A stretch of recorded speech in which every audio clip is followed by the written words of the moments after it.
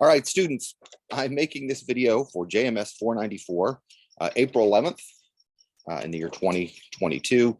These are some responses that students watched Good Night and Good Luck, which is about Edward R. Murrow and his sort of feud with McCarthy. One of the themes, this students didn't write about this, but one of the themes that I really like in the movie is the element of how much the sponsor has influence in American television. We don't like government control. We think that's wrong. We think that's wrong. But think just for a moment how much control the advertisers have over a TV show. Now they're supposed to be this divide between the advertising sales and then the editorial content of a show, but it's not so much a wall as maybe a fence through which things pass. So I like that element about the sponsor control of TV news coming in. Also, you have the element of government control. Now the government doesn't really license newspapers because they don't have to. Anyone can print a newspaper, but because of spectrum scarcity, not everyone have a radio or TV license. So the government regulates to give everyone a home on the spectrum. Those of you who paid attention in the lecture in 494 understand this.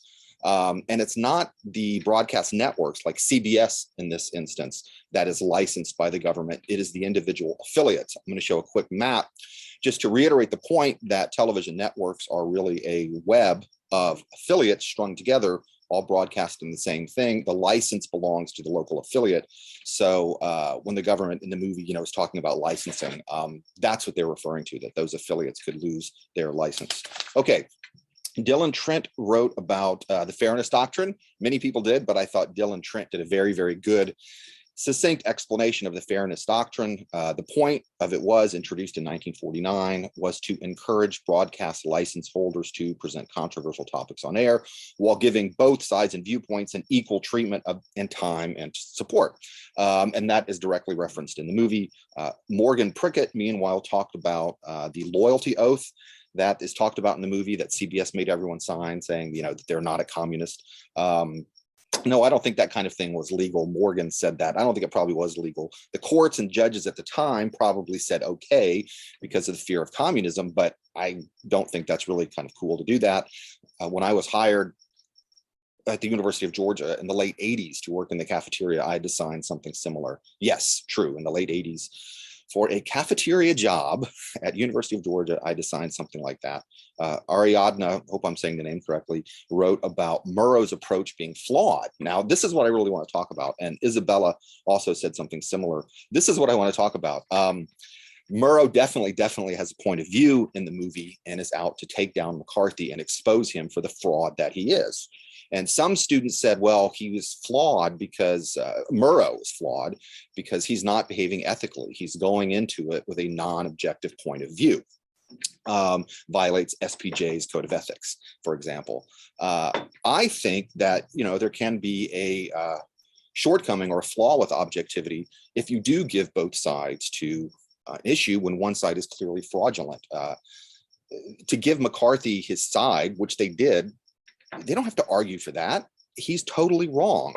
In the modern sense, in the current sense, some conservative politicians, not all, but some conservative politicians have adopted this QAnon jargon of accusing other people, liberals, Democrats, etc., of being pedophiles. This is the new QAnon attack on Democrats, and some people are parroting this. Okay, if you were a news reporter reporting on this, so-and-so says this man is a pedophile, there's no evidence whatsoever. Why should you even report that? There's no reason to give that kind of viewpoint equal sides. Okay. So anyway, now granted, it is a gray area. It is definitely a gray area. Okay. So those are some comments. Oh, Charlotte mentioned the cigarette smoking in the movie. So I felt like, I'm not really a smoker. I dug these out of the back of the closet or something. I'm not really a smoker, but I felt like to talk about this movie, maybe it was appropriate to have a smoke. Okay, for the rest of the semester, chapters coming up are obscenity, intellectual property, advertising. You can do those early. Just go in, make the comments. You guys know the routine by now. Then we're going to watch one more movie, and then the final paper is due. Okay, anyway, hope you enjoyed this, and I'll see you around.